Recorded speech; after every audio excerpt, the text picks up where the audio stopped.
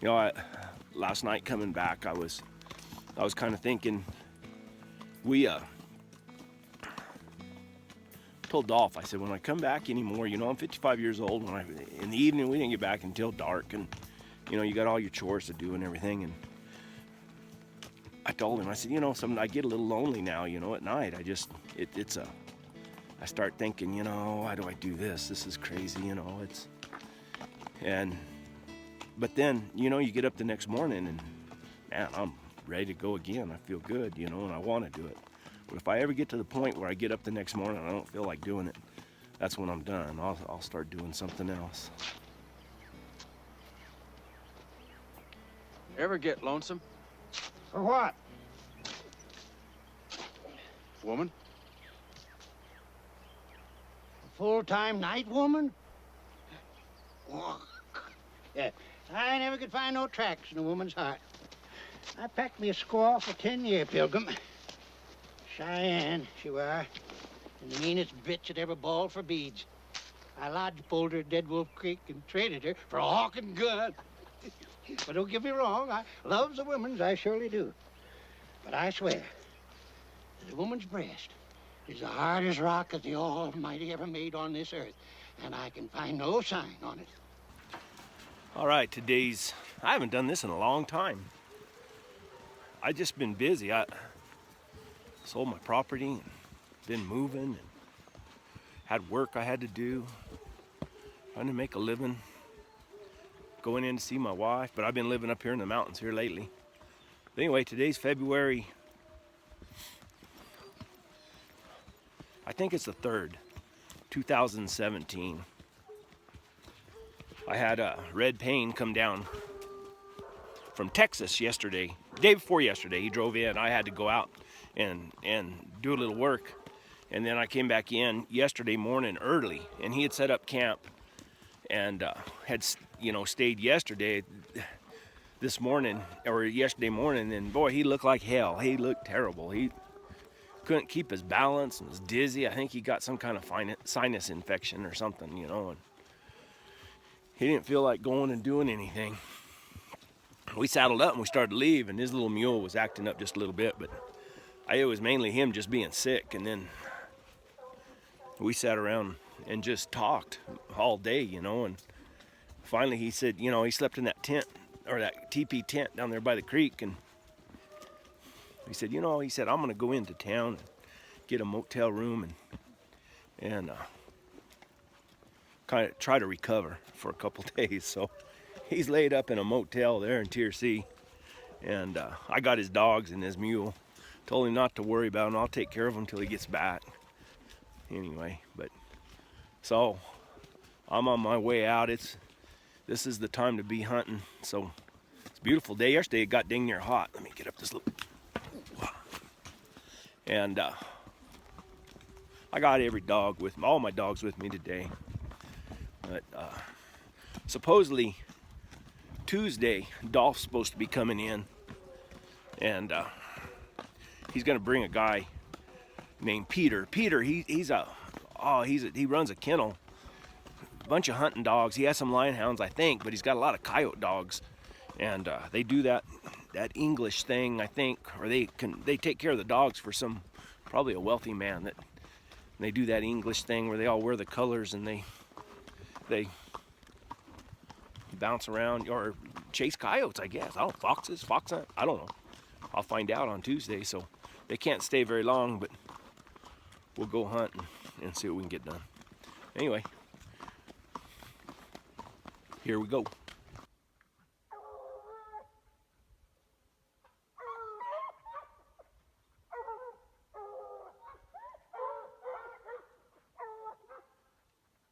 Where'd he go?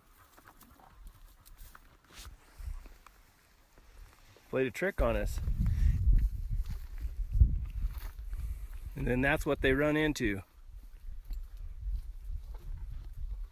Jeez. All right, today's February 3rd, maybe 4th. Anyway, yesterday I forgot when I was coming in to do a conclusion what happened yesterday, but we ended up back up there. We hit a bobcat track right away in the morning, and trailed around just in some easy places, had a few loses, and then trailed up to a big old rock pile, and we couldn't figure out where he went from there, and spent probably, I don't know, spent a lot of time right there. So I moved the dogs and we went on down and hit another track up there, and you know where it was and everything. I thought pretty sure it was a lion, but I think it was a bobcat, and you know, it could have been a fox, but usually when you're trailing, or when you hit it like that, or at least in my case, is if you keep looking, you know, you'll see that fox moving out in front of those dogs. And I kept looking, and I never could see nothing. And because they trailed off where I was, across the canyon, up a little draw, down another little canyon, up, and I could stay parallel to them, and I could watch them pretty close. And then all my good dogs, you know, or at least what I call my good dogs, were trailing good, you know, and P and Booger were, man, they were determined. And then they had a bad lose or something down there, and a big old set of bluffs, but those bluffs are down low in a canyon. And so I started bushwhacking, and it's rough, brushy, steep country. And I got over there, I went up the side of this mountain and then parallel, and then I was going to drop down to them. And man, you know, and I'm still not sure what happened, but everything blew up, you know. And next thing you know, I got young dogs that didn't even go with me. See what the older dogs say. I got younger dogs that, you know, didn't even go with them. Now they're running and opening and everything. And I thought, well, they jumped him out of the bluffs, you know. And then shoot, next thing you know, there's dogs barking over here and dogs barking over there, dogs running down the canyon, and the good dogs come right back to me, and they look like the cat that ate the canary, you know. And next thing you know, I see a deer come running right by me, and oh geez. So I ended up the rest of the day gathering up dogs, got back to camp fairly late. You know, I had to come down a rough old nasty mountain, and this dog's a tree dog, I tell you what. I got one of Red Payne's dogs with me, just decided to climb out of the trailer and go hunting with me. Anyway, I got down. She was within, Maggie was within about 500-600 yards of me, but she never did find her way in. I went and rescued Booger, and this dog is pretty tree happy. Anyway, I got back to camp, did all my chores, took the generator down, ran the well, filled everything up with water, fed everything, got everything cleaned up and ready to go, and Maggie still wasn't in, so I grabbed the Garmin and took off in the buggy, and shit, it was already 6:30, 7:30. It was probably about 7:30, and I drove all the way back there, and finally got her right at the bottom of the creek, and called her in, and they're running it down that creek bottom. I think it's a fox. Anyway, I got her way back there after dark, and called her in. She's still 900 yards from me, but down that canyon it echoes, and I whistled and she came in. So now this morning I'm not getting a very early start, but early enough. I know February is a time when those bobcats walk around a lot. Those big old toms, they're traveling looking for some company.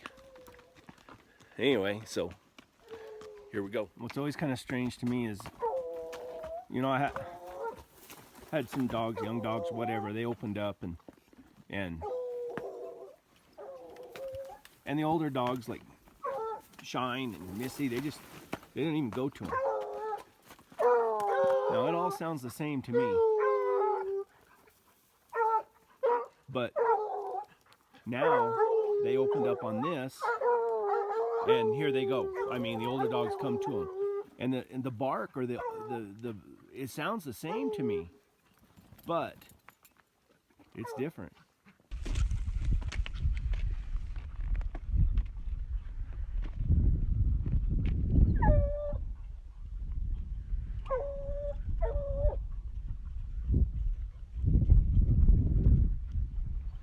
End of 2 days. Let's see, 2 days of hunting.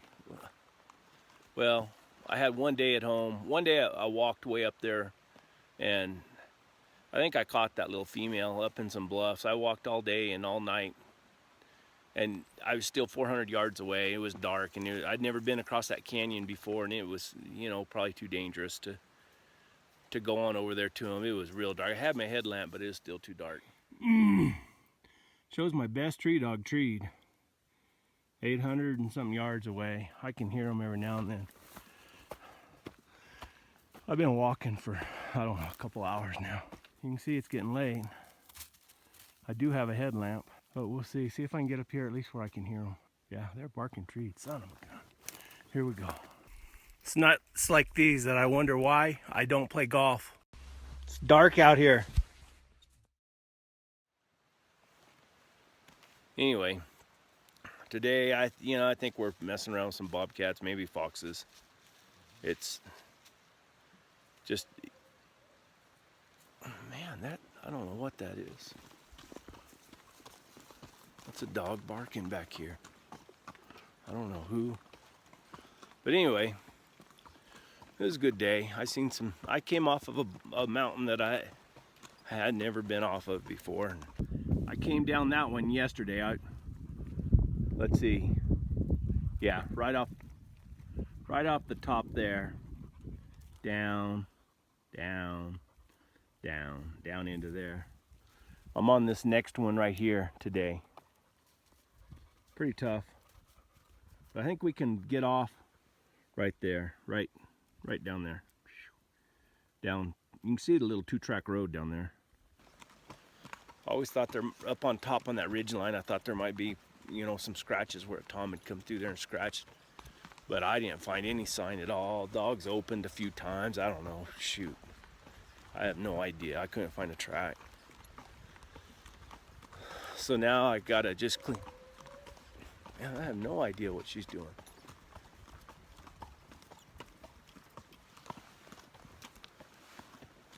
So now, that's that dog of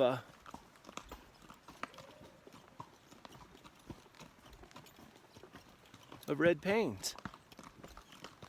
I don't know what she's doing. Anyway, I'll go back either tonight or early in the morning. Spend Sunday with my wife.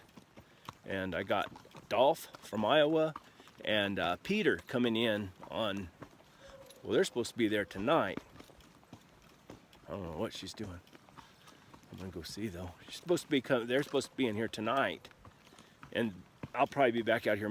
I might try to get out here early Monday morning and see how it goes then. Sun's going down. Ain't this something? I told my pap and mam I was coming to the mountains to trap and be a mountain man. Acted like they was gut shot. Says, son, make your life go here. Here's where the people's is. Them mountains is for animals and savages. I said, Mother Gue, the Rocky Mountains is the marrow of the world.